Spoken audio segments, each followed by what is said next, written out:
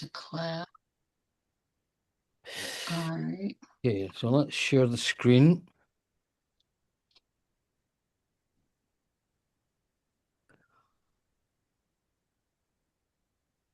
Okay, can you see what I'm looking at?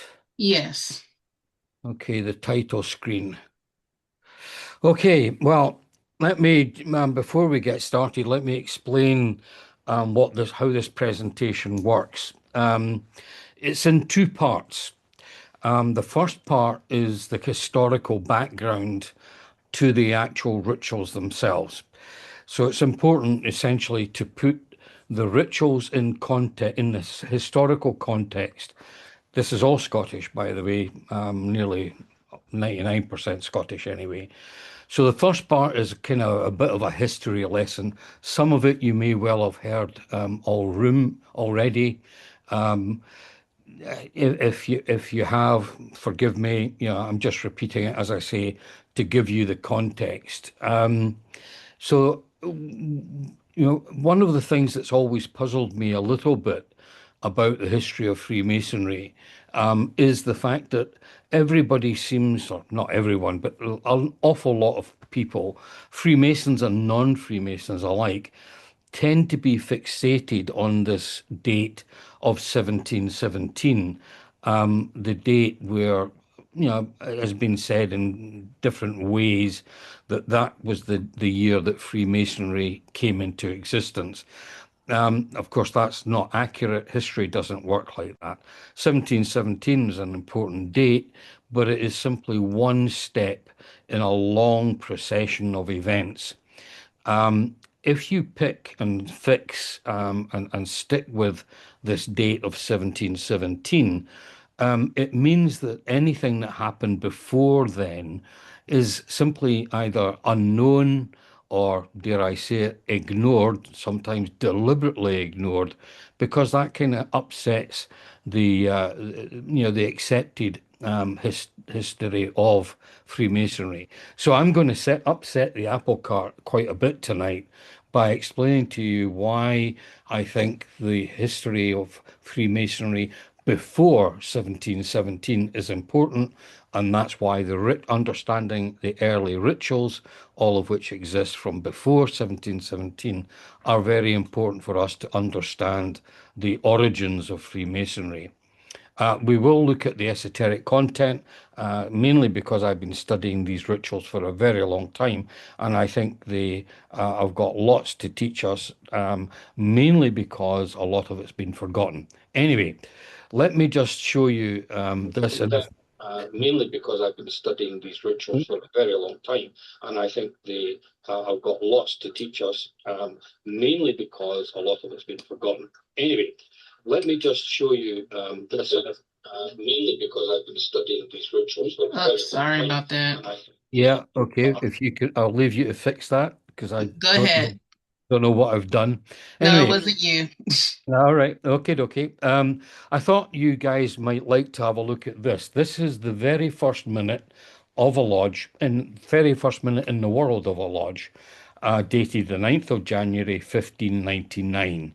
I can explain the difference in the dates, 1599, 1598, but it's really not all that important for our purposes anyway.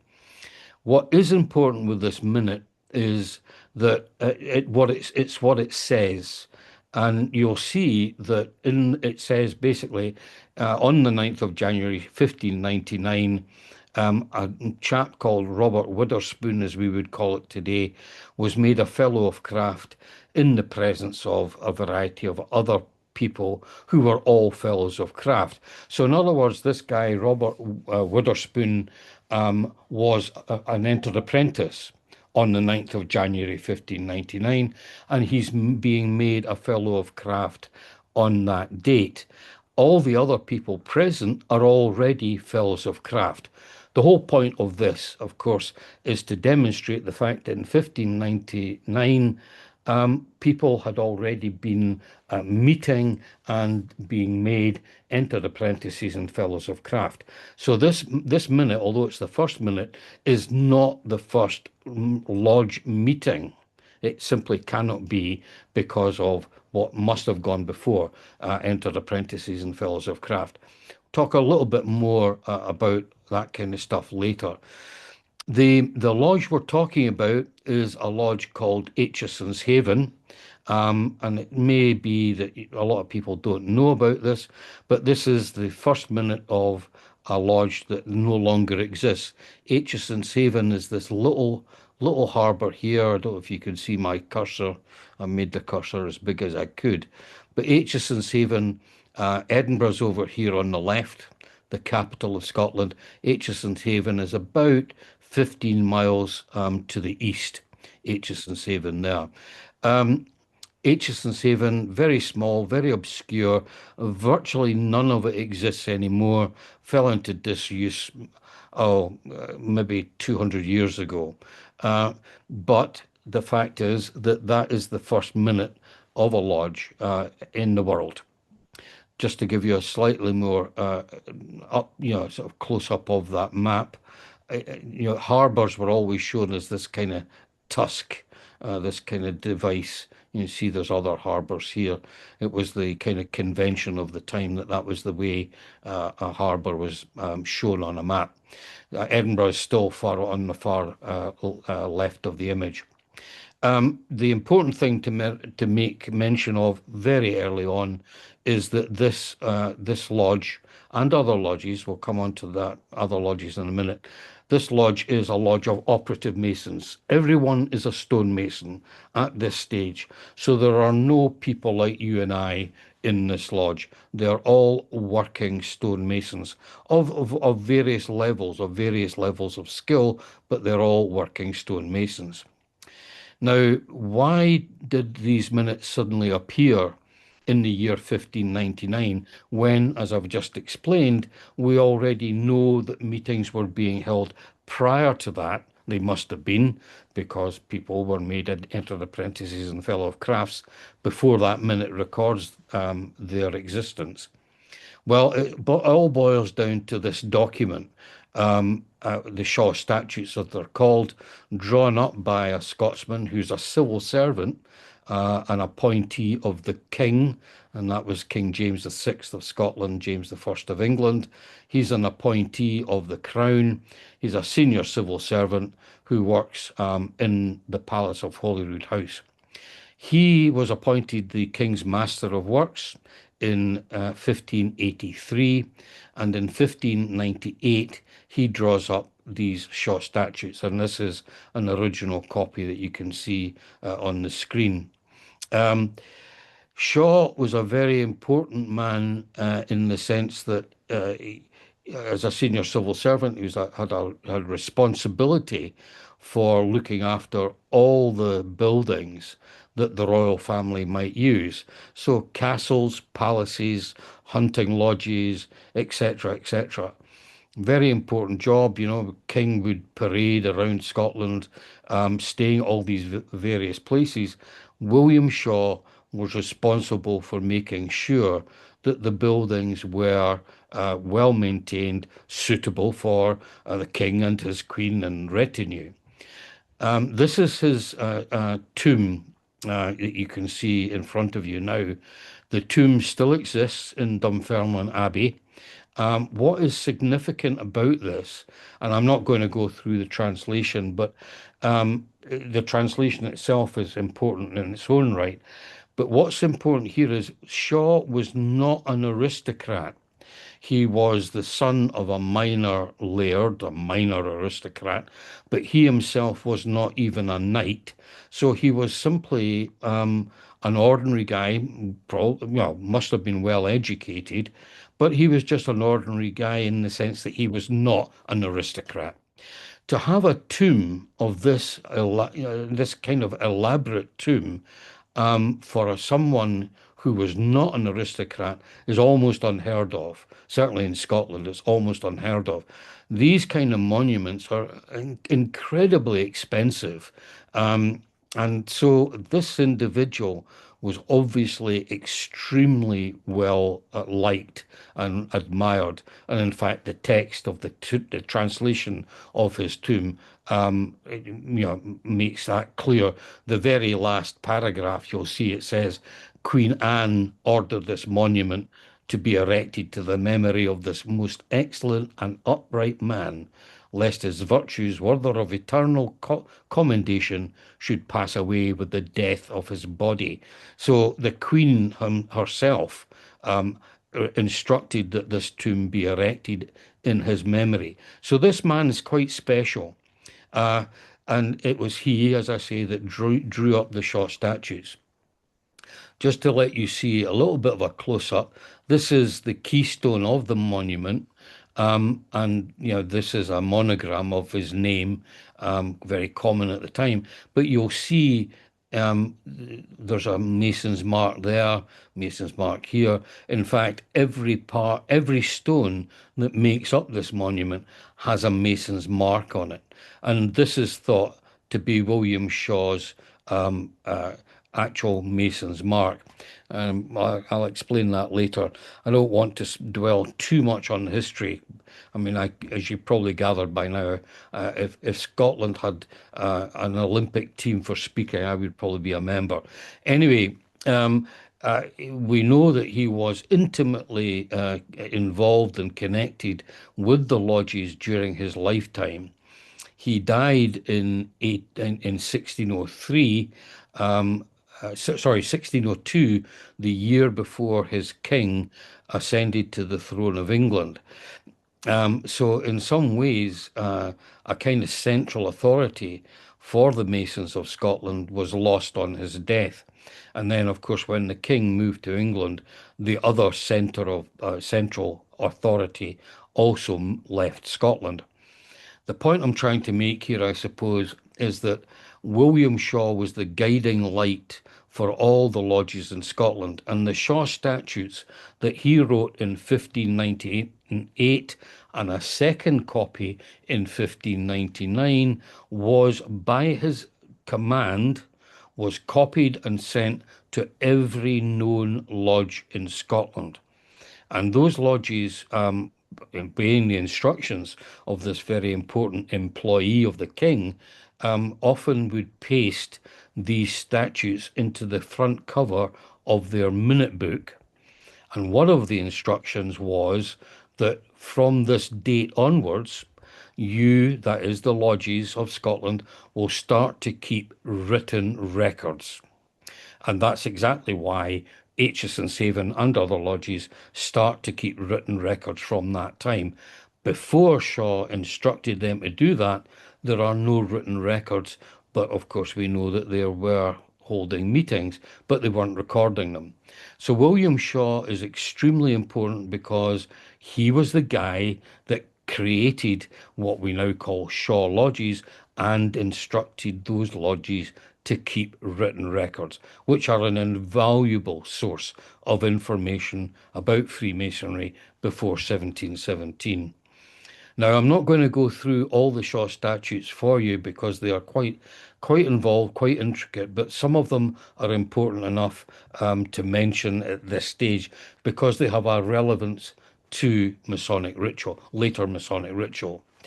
One of them, and this is item 13 of his statute, and I mean, it's written in the language known as Middle Scots. It's not English. There are certain similarities, but it's not English. It's certainly not pure English. As I say, it's Middle Scots. That is also an important point because a lot of English people reading Scots read it as if it is English. In fact, they read it as if it's a corrupted form of English. It's not, it's a language in its own right. And so we have the kind of bizarre situation where later Masonic authors have looked at these Scottish documents and translated them as if it was English, and they make some very serious errors. Anyway, that's another side issue. Anyway, this item 13, I think, is probably the most important one.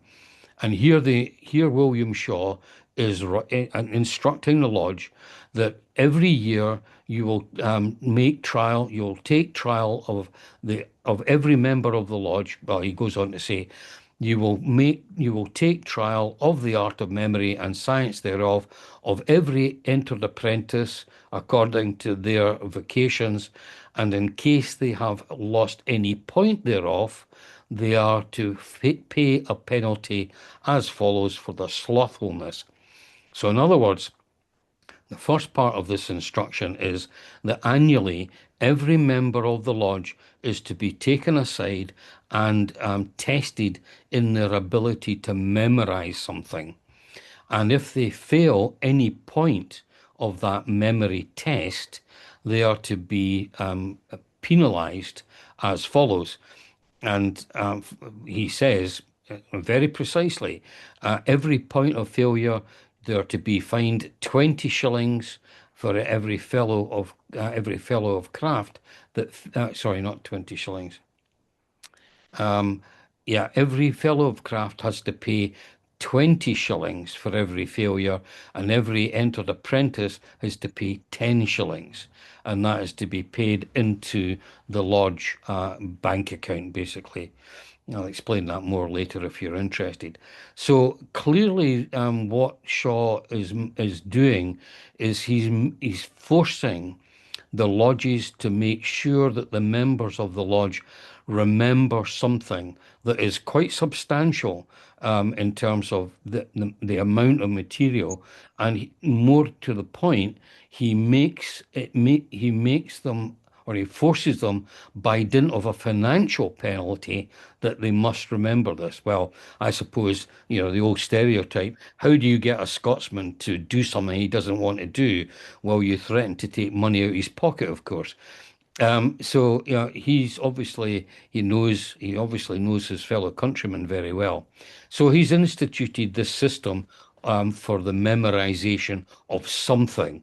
Unfortunately, it's not specified what the something is, but I'm pretty sure that, when you're memorizing something which is only to be given in the lodge, then it is pretty clear to me anyway that this is ritual that he's asking them to memorize.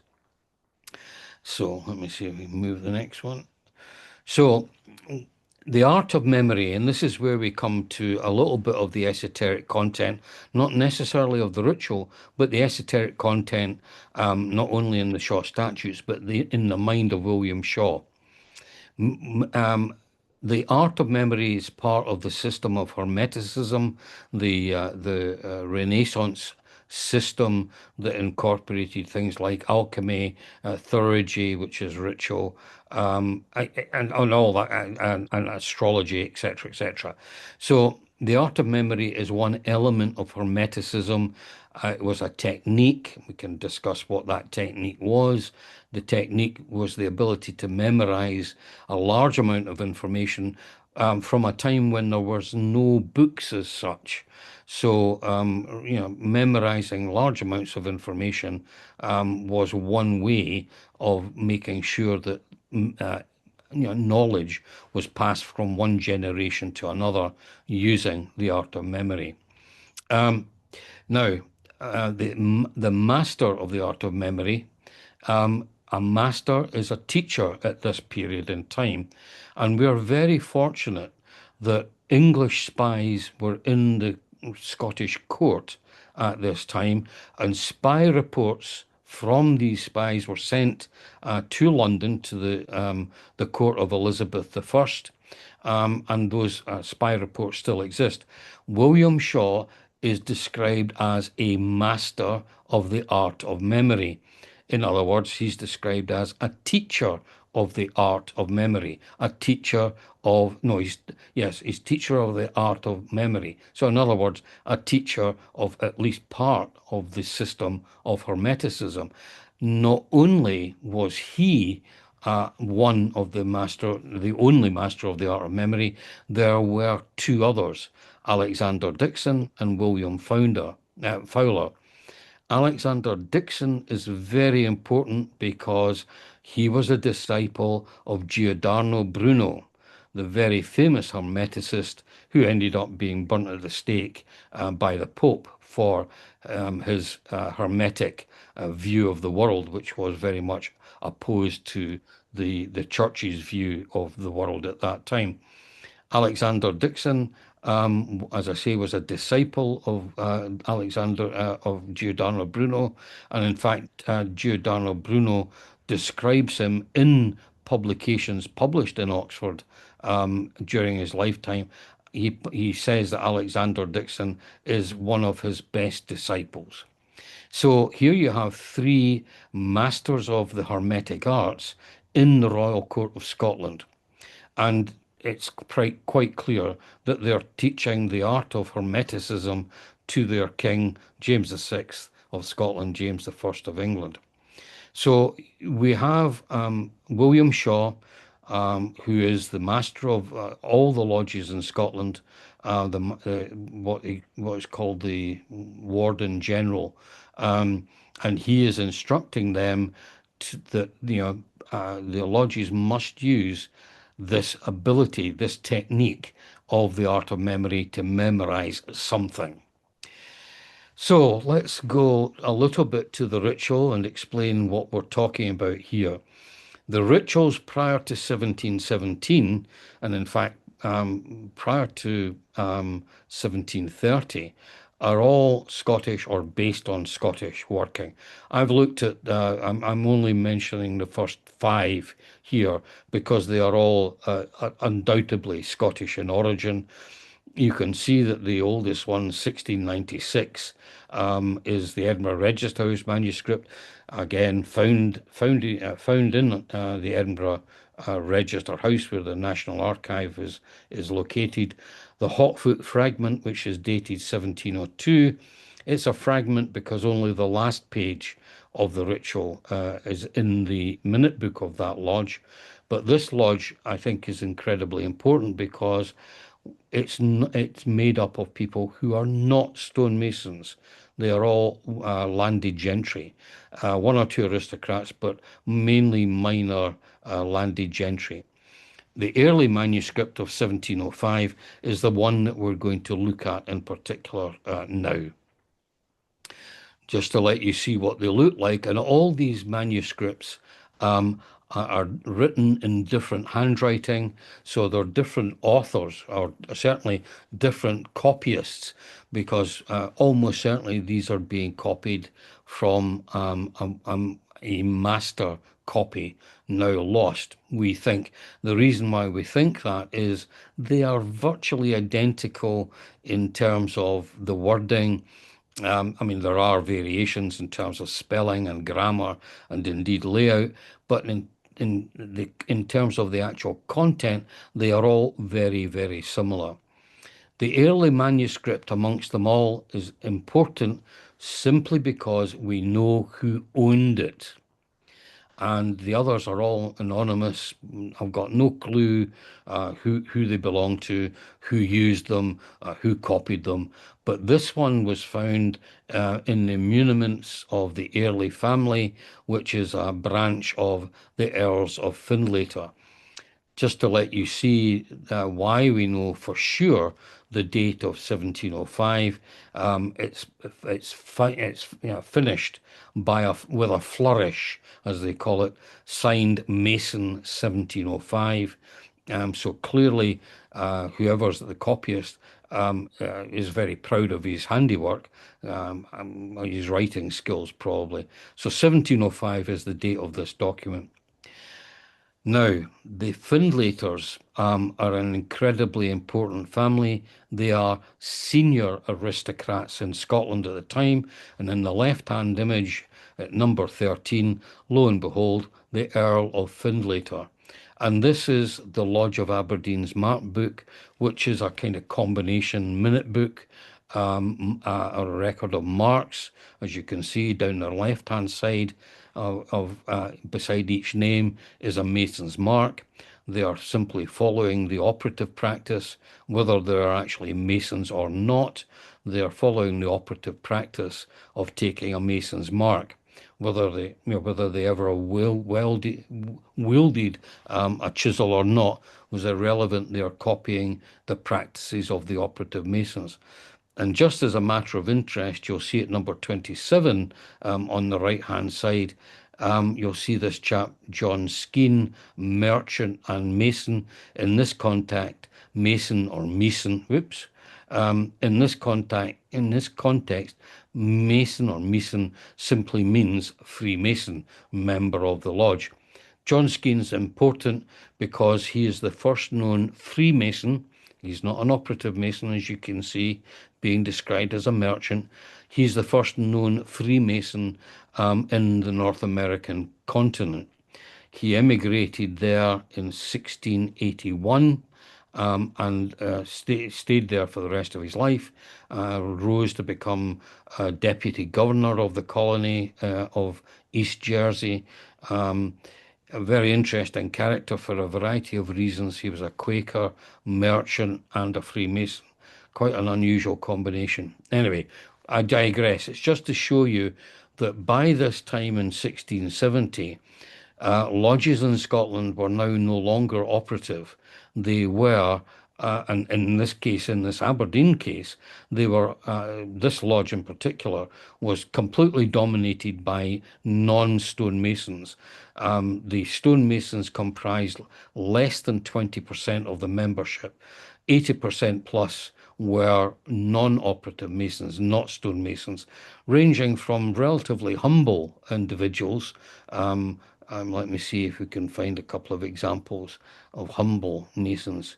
There you are, below the Earl of Findlater, this guy, George Catherwick, he's a porridge maker, a maker of oatmeal. I don't think he actually made porridge for you to eat at that instance. He's probably somebody who acquired the oats and bagged it to sell it on as a entrepreneur.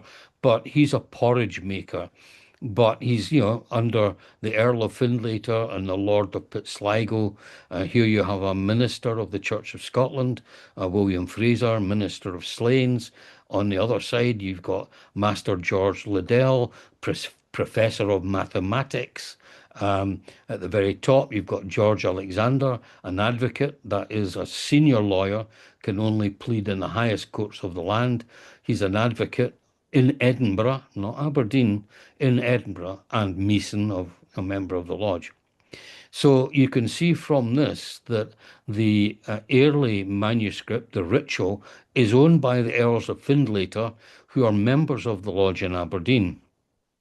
So we can begin to string together a picture of a national system of lodges originally established by William Schaw, but which long after his death are still in existence and still following the instructions that he laid down in the Schaw Statutes, coming up for 100 years later.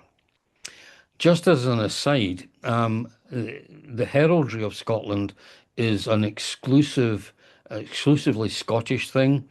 There is a special court called the Court of the Lord Lion.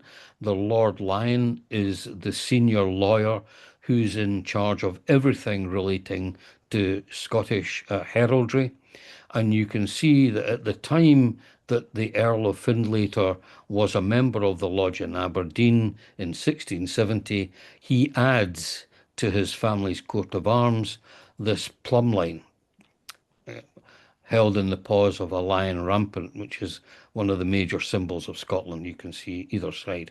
So the Earls of Findlater are members of the Lodge of Aberdeen, a branch of the family, a cadet branch of the family, the Earleys. They have a copy of the ritual, and we know from later documents, which I can't actually show you, but I do have them. The Earleys, the Early family, they were members of the lodge in Dundee, which is a town further south of Aberdeen. You can get out your atlases later and you'll see where they are in position. I might actually have a map of them somewhere that I could show you. Anyway, I digress. So let's look at the ritual themselves. Now, before we look at them in detail, we've got to be very careful here. These, although they're called rituals, are not rituals as we understand them today. We all know what modern rituals are. They are essentially a play that's written down to be enacted in Masonic lodges. The rituals of this time have a combination of purposes. Firstly, they contain a catechism, that is a series of questions and answers. Then they have the actual ritual for the admission of entered apprentices, fellows of craft, and perhaps intriguingly, also Master Mason, but we'll have to discuss that a little bit later. And the third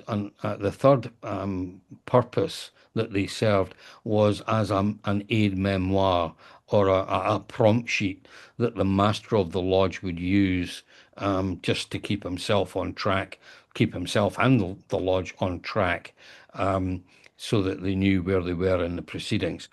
Now, I'm not going to go through the whole ritual. There is simply too much in it. What I'm going to do now is I'm going to go through the catechism part of the ritual with you, and you'll see it on your screen. And the reason why I'm concentrating on the catechism is it ties up very much with the Hermeticism that William Shaw was, I think, embedding in the lodges, the Scottish lodges of the time. So here we are, and we'll go through the questions one at a time. Um, are you a Mason or not? Well, very simple. Yeah.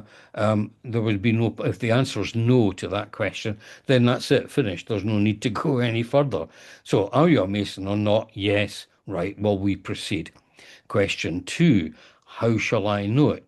The answer is you shall answer the question in time and place convenient. You shall know it. You shall know it. And there's a blank in the original text. The foresaid answer is only to be made when there is company present who shall not be Masons. But there being no company by, you should answer by signs, tokens, and other points of my entry. A little bit convoluted, but very simply, the question is being asked, how shall I know if you're a Freemason or not? The answer is, well, it's twofold.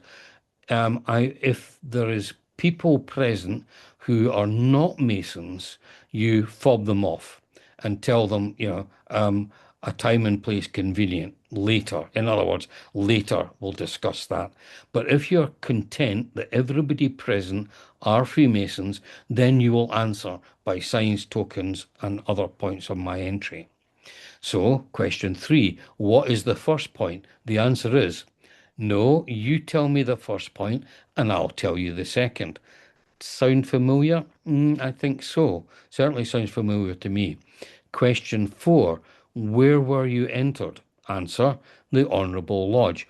I think this is a trick question in the sense that only someone who was a Freemason would know to answer the Honourable Lodge. Yeah, but intended, I think, to trip up non-Masons. Question five, what makes a true and perfect lodge?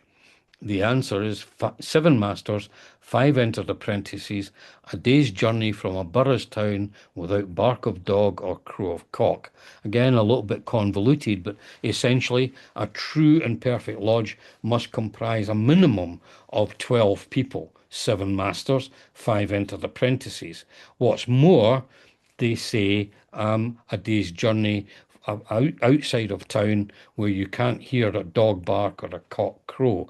I think that is apocryphal. I don't think they actually intended people to jump on horses and ride out into the countryside. It is emphasizing that you've got to be discreet, quiet, and make sure people don't know that you're holding a lodge meeting. Question six, does no less make a true and perfect lodge? Answer, yes, five masters and three entered apprentices. And you'll notice we're now talking about entered apprentices. this is, again, you think, well, this is a bit odd, but basically the question is being asked, well, what happens if we don't have seven masters and five entered apprentices? Can we not have a lodge meeting with less? And the answer is, well, okay, you can, but the absolute minimum is five masters and three entered apprentices, but no less. Question 7. What is the name of your lodge? And this is the clincher that all these rituals are Scottish, because they all contain this question and they all contain the answer. And the answer is the Lodge of Kilwinning, which is very famous, as you probably know, one of the, if not the oldest lodge in the world. Question 8, and this is from this point onwards, I think we really get into the esoteric content of the ritual. Question 8, how stands your lodge? The answer, east and west of the Temple of Jerusalem. In other words, the lodge, the orientation of the lodge is positioned east and west of the Temple of Jerusalem. In other words, they're saying it's orientated in the same way as the Temple of Jerusalem, which was orientated east and west. So right away, what you have here very early on in Freemasonry is the Temple of Jerusalem, which of course is Solomon's Temple, is absolutely central to the ritual. Question 9, where was the first lodge? Answer, in the porch of Solomon's Temple. So again, emphasis on Solomon's Temple. It's no longer the Temple of Jerusalem, but clearly that's what it means. Now it's being made absolutely clear that it's the porch of Solomon's Temple. And I think, when we're reading this stuff, these people, although they may have been at best semi-literate, they weren't stupid. They are telling us something here. They are telling us that the lodge was not in the temple. The lodge, the first lodge, is in the porch of the temple. That is the entrance to the Solomon's Temple. That is outside the temple. So people who, for all sorts of reasons, claim that Freemasonry is a religion could not be more mistaken, because here you have a very specific reference to a lodge. By this time, a proper Masonic lodge is not being held in Solomon's Temple. It's being held at the entryway, which is a public place. So it's not in the sacred space of the temple. It's outside in the public space, the entrance where everybody can see what's happening. So they're making a very particular point there. Question 10. Are there any lights it should be in your lodge? Answer, yes, 3. The northeast, the southwest, and the eastern passage. One denotes the master mason, the other the warden, and the third the fellow of craft.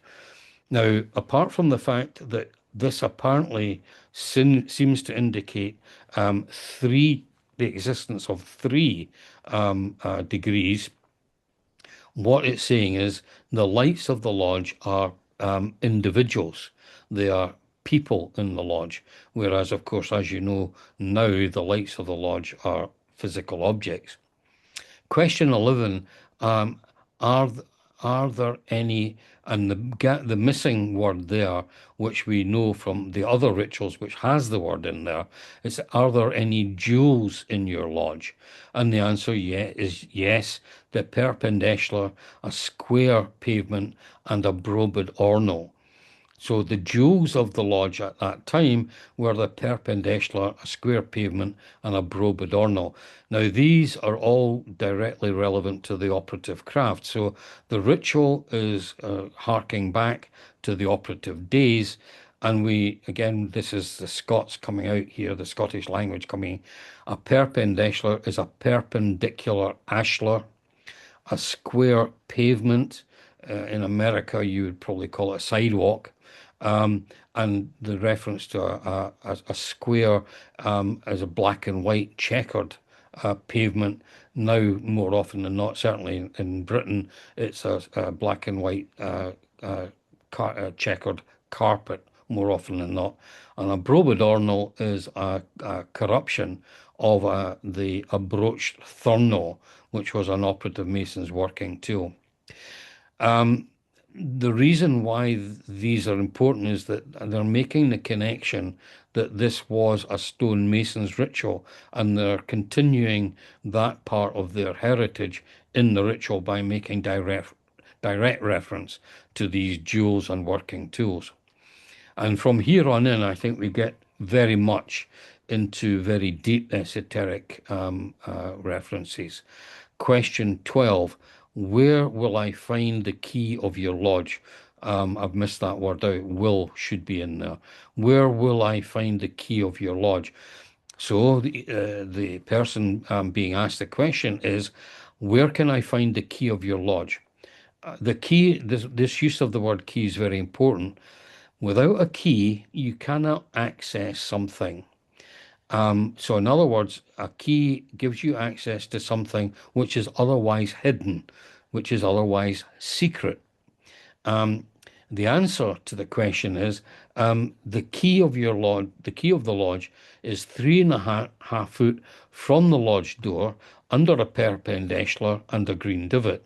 So again, a little bit of interpretation we need. Now, I have to confess that the 3.5 foot from the lodge door is not clear, and I've not been able to find an 100% satisfactory answer to that. I mean, 3.5 foot from the lodge door, 42 inches. It's barely 2 steps, maybe 3 steps from the lodge door, but it's under a perpendicular. In other words, it's 3.5 foot from the lodge door under a perpendicular ashlar, that is an upright stone, and a green divot. And a green divot in Scots is grass, and under green grass. So I think it's pretty clear from that we're talking about a grave. Someone has been buried here. So the key of the lodge is actually in someone's grave, and I suggest it's the member's grave. You take the key of the lodge to your grave with you. And that's reinforced, I think, by the next questions. Question 13, what do you mean by a perpendicular and a green divot? The answer, I mean not only under a perpendicular and a green divot, but under the lap of my liver, where all the secrets of my heart lie. Okay, so he's asking for an explanation of, the previous question or previous answer, 3.5 foot from the lodge door under a perpendicular and a green divot. But he doesn't answer that question. He doesn't answer what is meant by a perpendicular and a green divot. He goes on to say, I mean not only under a perpendicular and a green divot, but under the lap of my liver, where all the secrets of my heart lie. Now, this is in my opinion, but you can check this, I'm sure. This is a direct reference to Hermeticism. You probably know that the Hermetic understanding of medicine during the medieval period was based on the belief that humors of the body had to be in balance. If they were unbalanced, you were ill, and by treating the various imbalanced humors, you tried to bring the body back into balance and cure the illness. This meant that on the earthly plane, you had a physical manifestation of illness caused by the imbalance of humors, which was also replicated in the non-human plane. And this reference is a direct reference to the physical imbalance would manifest itself in a particular part of the body. So if you had a disease that affected, I can't remember the exact details, I'll need to look it up, but if you had a particular disease, it would manifest itself in the problem of the heart, perhaps an irregular heartbeat or something like that. If you had another disease, it would manifest itself with something wrong with your liver. But in all the parts of the human body at this time, every organ of the body also had an extra or non-physical attribute. It meant something that was not physical. So we know, although they didn't at the time, we now know that the heart was a pump that put blood around the body, and the brains, the thought center, etc., etc. In the Hermetic period, the liver was where the secrets, your secrets, and the secrets of your friends, the secrets of your relationships, yeah, even trade secrets, that's where they resided. And so it's entirely appropriate that the liver is where the secrets of his heart, romantic secrets, etc. They all lie in the lap of the liver. The lap is a lobe of the liver, so a very specific part of the liver where one's secrets live. Question 14. Which is the key of your lodge? The answer, a wheel hung tongue. And this is very, very, very, very Scottish. A wheel hung tongue is just simply means someone that can keep their mouth shut. Okay? A wheel hung tongue, a well held tongue, someone who can not talk, someone who's not a gossip. Question 15. Where lies the key? Answer, in the bone box. Now you'll notice that question 14 and 15 refer, as did question 12, to this thing called the key. And this kind of almost obsession with the key tells me that the key is something that's incredibly important to the Masons of this time. And which is the key of your lodge? A wheel hung tongue. In other words, you're not going to get the key from me because I'm just not going to tell you. Well, if you're not going to tell me, can you tell me where the key is? And the answer is in the bone box. Now, we've seen from the previous questions, 12, 13, I suspect that they're referring to a grave. So what is a box of bones? Well, I suggest that's a coffin. But given the fact that the answer to question 14 refers to a tongue, a bone, a box of bone in the human body, this could well be a reference, I suggest, to the skull, where the tongue is part of, dare I say it.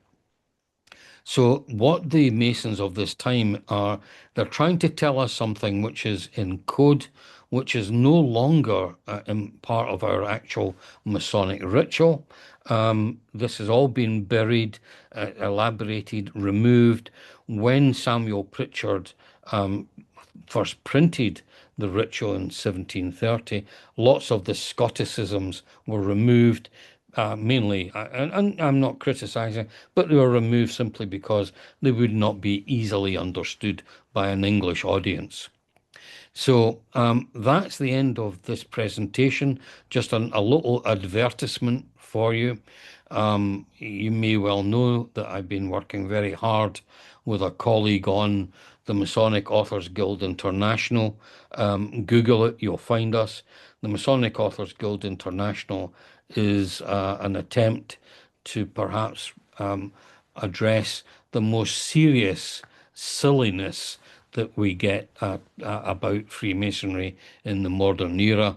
So that's just a plug for this new organization called the Masonic Authors Guild International. So thank you for listening. Thank you for, more importantly, from not going to sleep. No, thank you for being a part, being a, lecturer for our, organization. The floor is open for questions, but I do want to say something on, what was that, question 14 or 15, the bone box. That's somebody's going to take the secrets to their grave. That's just my interpretation. Yep. I agree with that. Yes, I think that's an Yeah, it's an instruction. I should have said that. I think you're absolutely right, Cleo. Yeah, the key. Yeah, you take the key. You take the ability to access the secrets to your grave. In other words, you can't have them. All right, the way the questions are going to work, you just use the reaction bar at the icon at the bottom of your screen. Well, it could be on the bottom of your screen for a raised hand, and then we'll go in order that way, just to be out of, just be respectful of other people. Okay. Any questions? No one has a Yeah. question? I'm getting off lightly tonight. Yeah. Yeah. I Okay, have a question. Yeah. sure, go ahead. Hi, thank you for this opportunity, Brother Cooper. This is Amilcar from Panama. I have some brothers here, also in this presentation. We're really happy for your knowledge and your willingness to share your everything that you know. A really quick question. Maybe it's off topic, but I'm a little bit curious about the introduction of the third degree in the which I read in some books that it was actually introduced really in England. Um, and it's very interesting. The difference between the first, the second, and then the third is something completely different, and it's a little bit slightly more esoteric.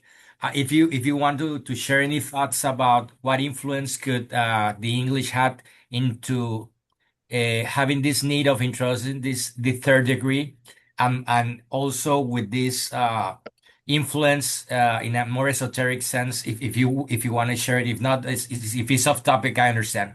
And thank you Sure, again. sure. Yeah. Yeah, yeah, I'm not muted. Um, yeah, one of my frustrations as being a Scottish Masonic historian is the lack of acknowledgement of the Scottish contribution to the origins of Freemasonry. Now, what I didn't show you there in the ritual, and it's my mistake, but question 16, which I didn't show you, goes on to ask a variety of other questions relating to the fellow of craft part. And one of them says, how will we know that you're a fellow of craft? And the answer that's given is, you will answer by the 5 points of fellowship. Now, and remember, this is 1696. Where are the 5 points of fellowship now? Well, they're in the third degree.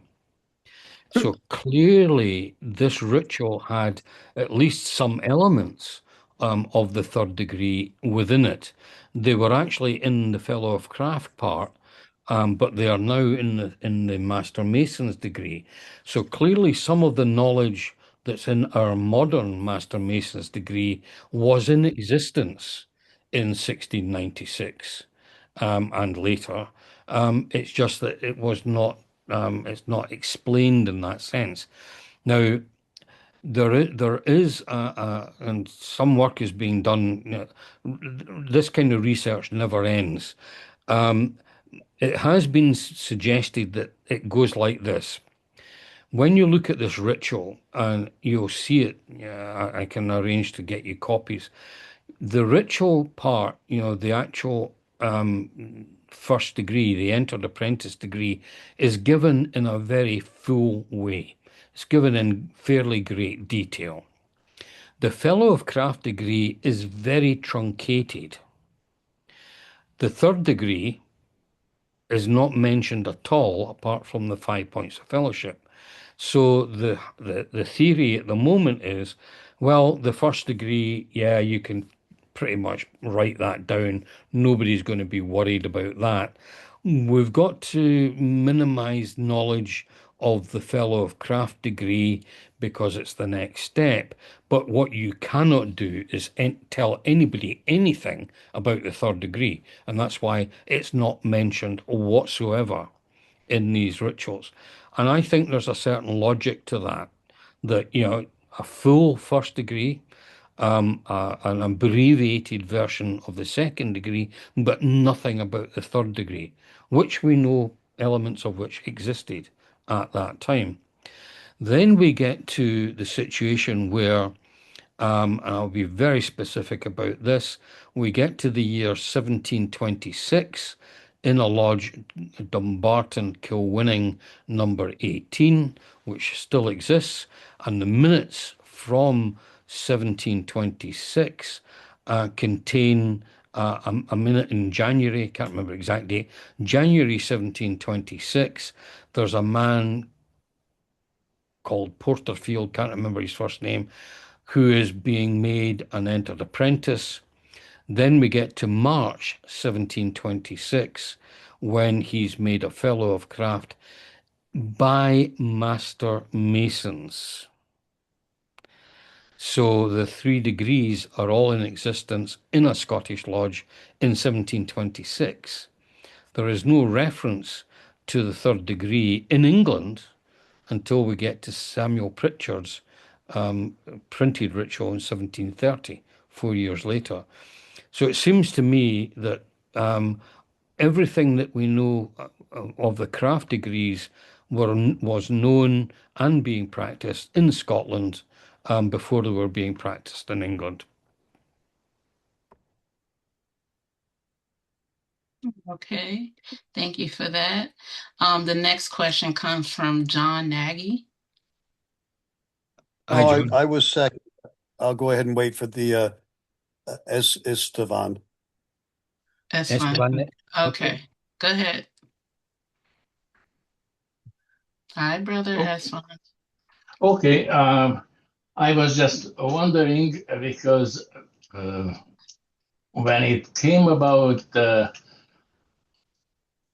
bone books and the keys, I have read references. I cannot remember now exactly where, but probably I could find if I go in, where they refer to the bone books as the mouth of the man, where the key is the tongue, and they even the teeth are mentioned like ivory lining of that box. So I was curious whether you have met that explanation and what is your opinion about it. And my other question slash comment refers to the 3rd degree that I also have read and have seen that actually the 3rd degree was created by cutting the original fellowcraft degree in 2, and that's why in this English type of ritual, the fellowcraft degree is a very short one. Plus, to the other side was added the Hieramic legend, and that's how we got the most known English rituals. Yeah. On your first point, Estevan, that's a very good point. The teeth could be considered ivory, and of course, we've all heard of tinkling the ivories on a piano, which could be considered, I suppose, like teeth. So the teeth in a skull where the tongue resides. Yeah. So it could, but again, these guys, as I say, they weren't stupid. There could be both. There could be 2 meanings. There could be 2 explanations for that part of the ritual. One referring to an actual coffin with the bones in it, and the other meaning to the skull. Could have been both. Yeah. The second point about your 3rd degree, the 3rd degree, unfortunately, because there's nothing written, we can only infer where the 3rd degree comes from. What you've got in these old rituals is you've got 3 things that indicate the existence of 3 degrees. The first thing is you've got the reference and the double reference to Solomon's Temple. Without Solomon's Temple, you don't have the third degree. So right away, in central, emphasized in the catechism of the ritual, you've got Solomon's Temple. So that's the first part. You also got in this ritual references to Master Mason, Fellows of Craft, and Entered Apprentices, 3 degrees. And then you've got the 5 points of fellowship. So it seems to me not unreasonable. Again, it's probably not going to be 100% provable, but you've got 3 things that all indicate the existence of the third degree. Until we actually find a ritual from before 1717, which talks about Hiram Abiff, we're never going to be absolutely sure that the third degree, as we now know it, existed before 1717. But certainly the basis for the third degree existed before the Grand Lodge of England existed. Okay. I guess we up for our next question. Okay. Yeah, Robert, first of all, it's very good to see you, brother. Last time I remember seeing you face to face was in Texas, and it was a great conversation that evening. I was listening to your presentation, and I noticed, if I did my math correct, Shaw was about 52 years old when he died, or 53. There was no mention of what caused his death. It was maybe 2 or 3 years after, maybe 4 years after the statutes went in.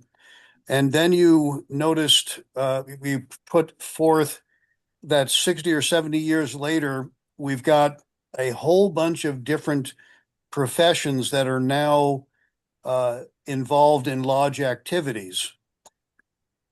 What were they doing all that time? Were they still working on projects, or was their exclusive job bringing new people in and basically putting them through ritual and then having them memorize? And, what I'm referring to is the degree factory that we've got going on in America right now.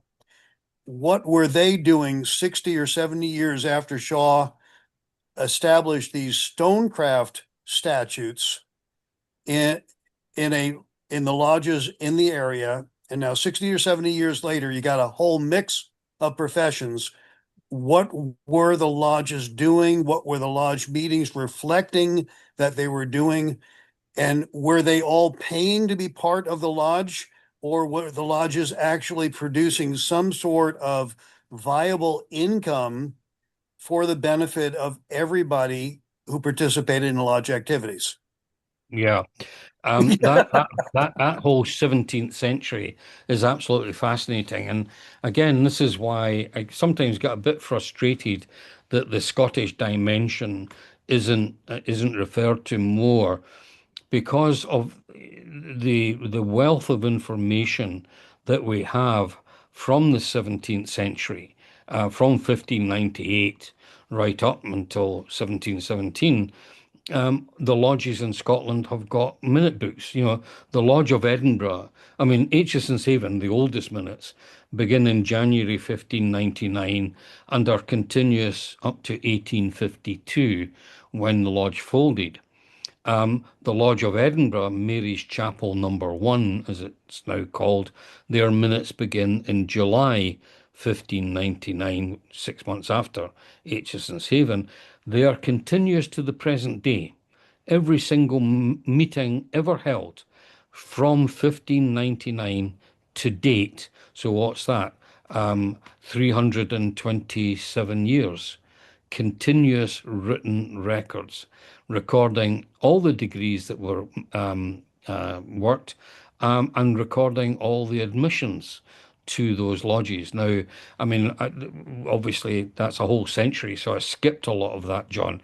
But what we can tell you is 1634, members who are not stonemasons begin to be admitted to the Lodge of Edinburgh. In particular, 1634, a bunch of aristocrats are admitted who are not obviously stonemasons.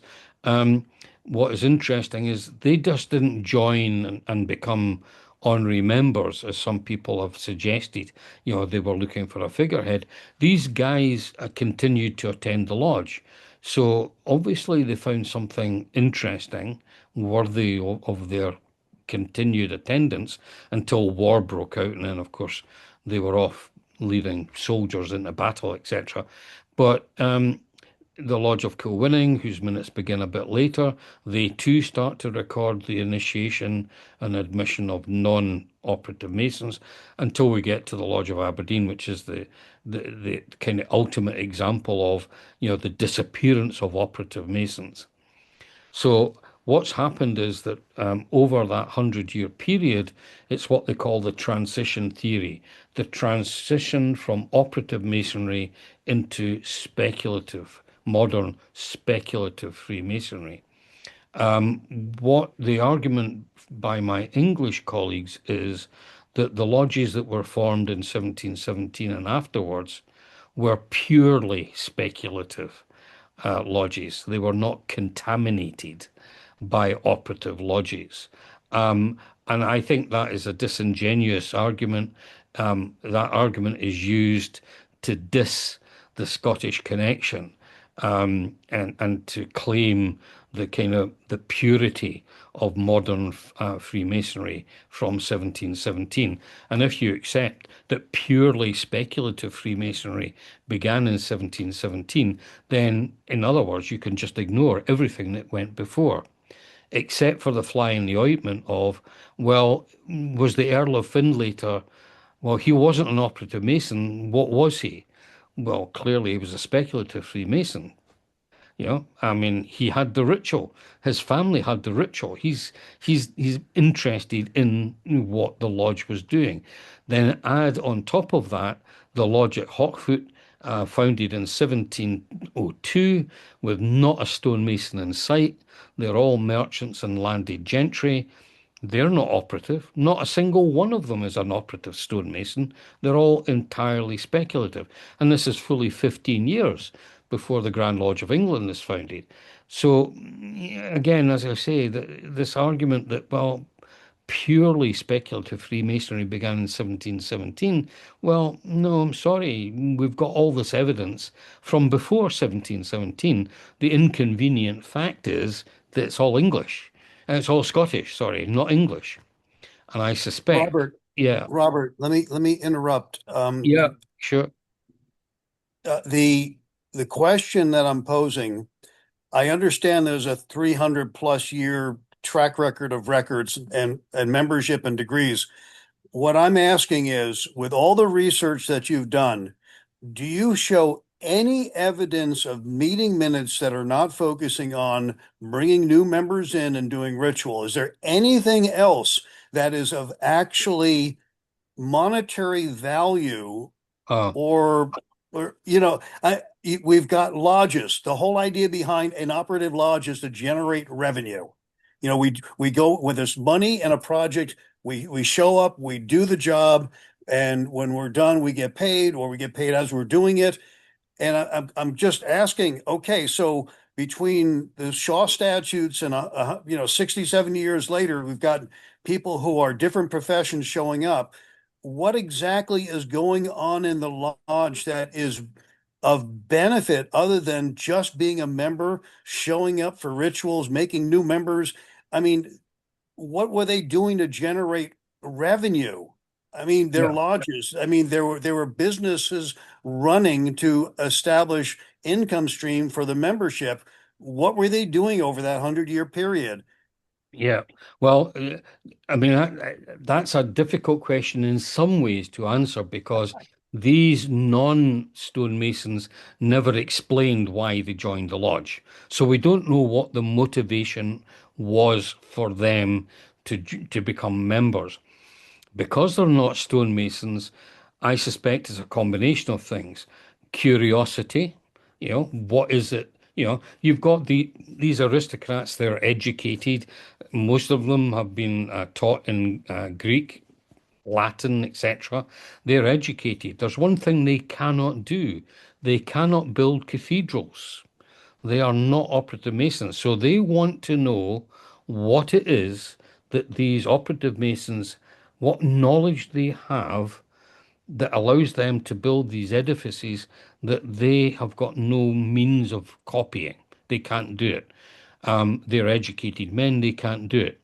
Now, the original operative lodges are not set up to transmit operative knowledge.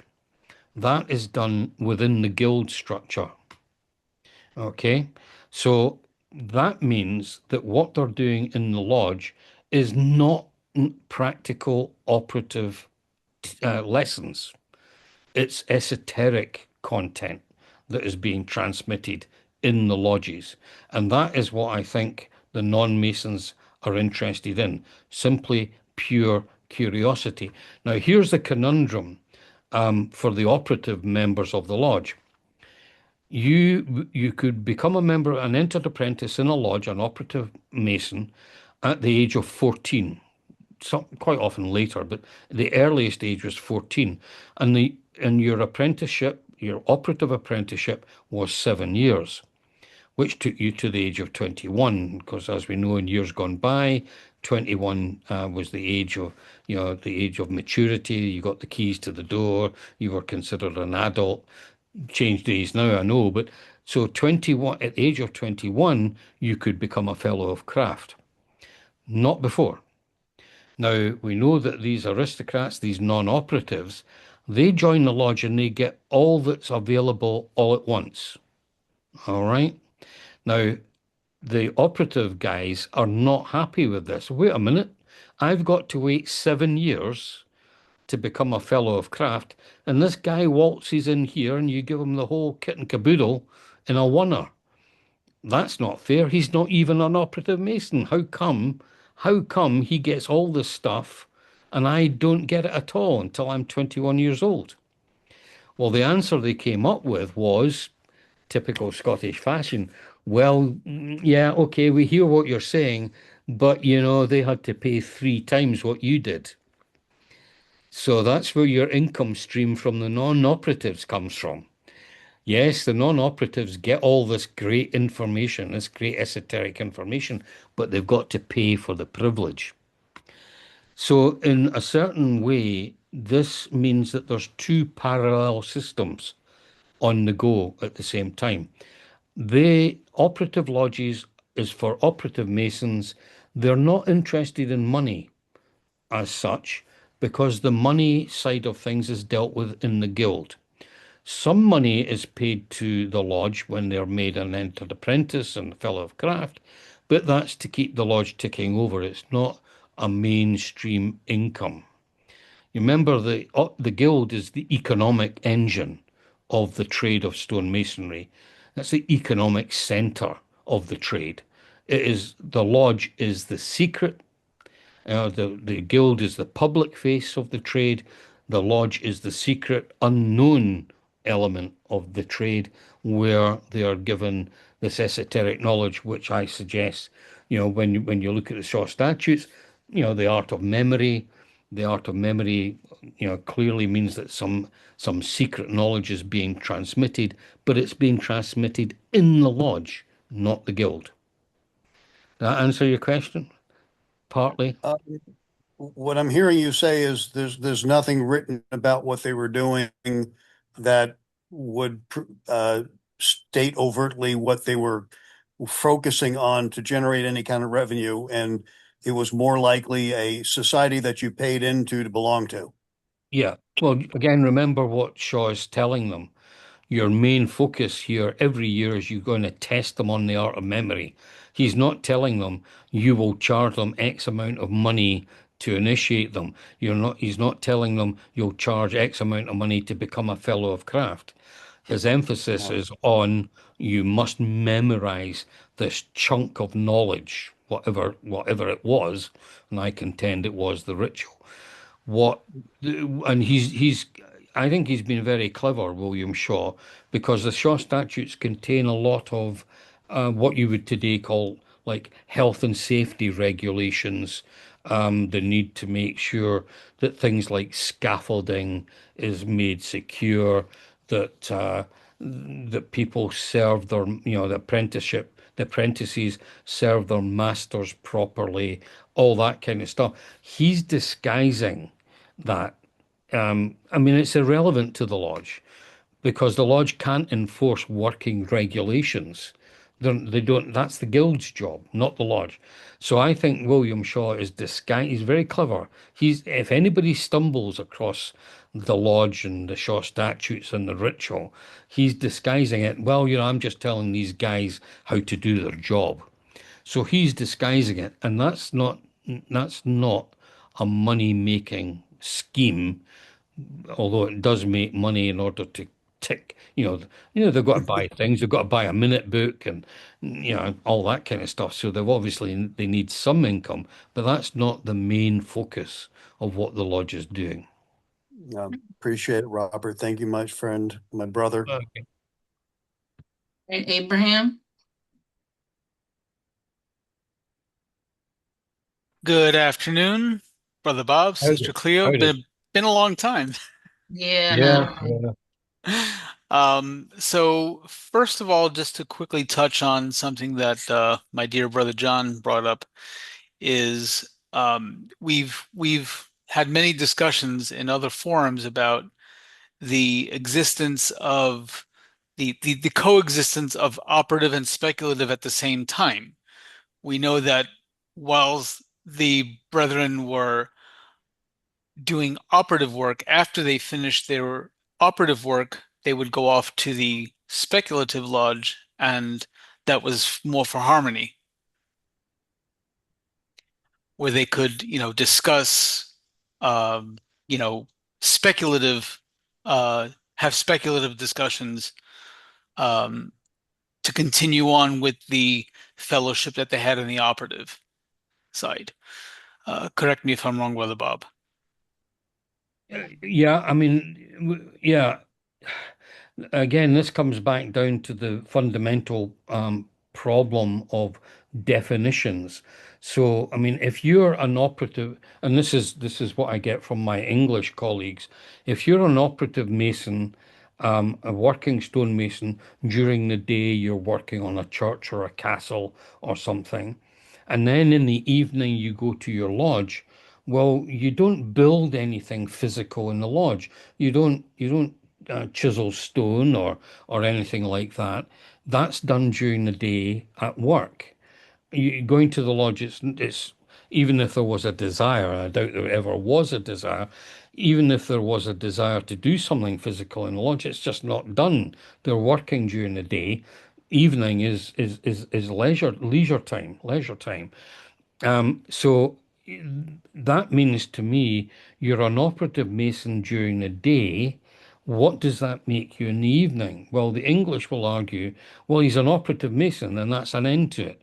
Whether he's in the lodge or whether he's at work during the day, he's an operative mason. So I've said to them, well, in that case, if the operative masons are working during the day, and then they come to the lodge at night. What happens if you're a policeman during the day and you come to the lodge at night? Well, you're an operative policeman. Does that mean that you're an operative policeman in the lodge at night? Well, no, of course not. So you've got to be a speculative stonemason as well as an operative stonemason. That's the logic to me. Just like the operative policeman is a speculative policeman in the evening, if that's the way you want to take that argument. I think that is complete red herring. It just doesn't work like that. You're an operative mason during the day. It's nothing to do except from the fact that the guys in the lodge are also operative masons. It's nothing to do, there's no well, you've got to be careful. There is a direct connection in the sense that they're using the knowledge of what they do during the day in terms of what, and we've seen that from the ritual. We know that there's a direct connection, a speculative connection derived from the operative practice, but they are not operative masons. They're not building a church in the lodge at night, so they're not operative. They are contemplating perhaps operative practice, but they're not actually, getting their hands dirty in the lodge as such. I wholeheartedly agree with you that, and I don't care. Being a Scottish Mason, I don't. We Yeah. don't really particularly deal with the English side. And then, secondly, to move back to the bone box.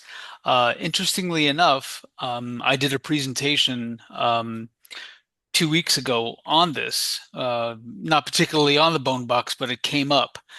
And what I derived from the bone box, from an esoteric point of view, is that the mouth or the skull contains the bones, the mandible and the maxilla, which are the two strongest bones.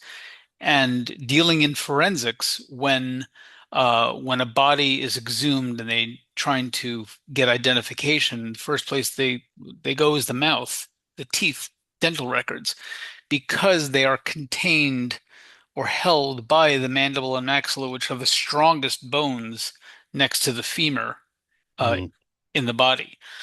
And that's why I attribute the bone box as being the skull and deeper the mouth. So that would be a correct correlation. Again, whether it's 1,000% provable or not, that's Yeah.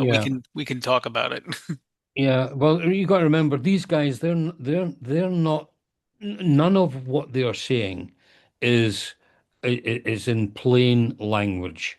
They are disguising what they're saying, and probably only the Masons of that time would have a 100% understanding. We are not of that era, we're not of the mindset of 300 plus years ago. We're not operative Masons. And so we've got to try and interpret this as a kind of code. And I think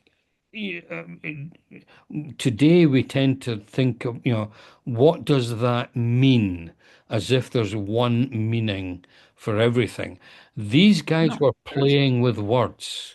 They were having fun with these words. And I can imagine they were probably saying, ho, ho, ho, you imagine what a non-stonemason is going to make of this in 300 years' time, you know? Yeah, so they're having a little bit of fun, and they're making multiple. They're embedding multiple meanings in this stuff. Whereas today, and dare I say it, unfortunately, in the United States, you went down the route of defining what the ancient landmarks are, for example. That's what that means, and then there's no dispute. That's the one meaning of what that symbol is. Whereas in those days, there could be multiple meanings for everything within their version of Freemasonry. It was their way of entertaining themselves in private. Whereas now we seem to think, well, it must mean something, and it must mean only one thing. And that didn't apply back then. They didn't see the world in that way.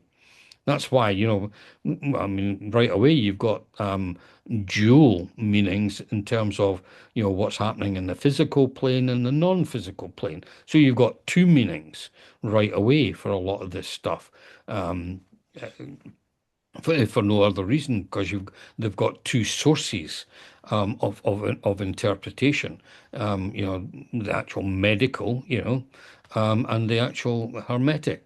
So right away, there's two possible interpretations. If you've got someone who's particularly religious, particularly pious, you've got a religious interpretation. So there's a third possible interpretation of what these words mean. And then if you are a particular, maybe of an intellectual bent, and you understand Greek and Latin and all, you can have a fourth possible interpretation of these words. Whereas today we tend to try and simplify things by demanding that what's the meaning of that thing? One thing, one meaning. I don't think that worked 300 and odd years ago. Yeah, agreed. Any more for any more? Well, if there's no other questions, I just want to tell everyone to stay tuned for the next presentation. I'm waiting on confirmation coming out of New Jersey. So hopefully we will have that one on May 9th, Mother's Day weekend. So I will make sure the posting gets out in 2 days, probably tomorrow. But if there's no other questions, I want to thank everybody for coming and for their participation. You can have your friends go on our YouTube channel if they want to watch the replay video of it. It is being recorded, so it should be uploaded probably tonight or as early as tomorrow morning. Yeah, Cleo, could I just ask one favor of you? Sure. I think I maybe got personally confused with our switch from summertime to from winter hours to Oh, yeah. The time so zone, the yeah, time so change. yeah, so I may have misinformed some people about the timing of this. Can you leave the channel open and see if anybody else turns up towards 8 o'clock, and so that I can apologize to them for Yes. making a mess of that. I just would hate for them to be trying to log on and find nothing but a blank screen, saying, and so yeah, if you can leave it open, I don't think it'll do any harm just leaving the Zoom open, and then I can maybe WhatsApp you as to when to close it down. Okay, yeah, I can do that. I can make you the host and actually cut off the recording. That's what I'll do. Okay. All right. Well, thanks everybody. You all have a nice day and stay tuned for next time. Thank All you, right. Cleo. Bye, Thanks for Anytime. coming everybody. along, Thank everyone. you. Yeah. Thank Bye you. for now. Bye bye. Bye bye. Thank you.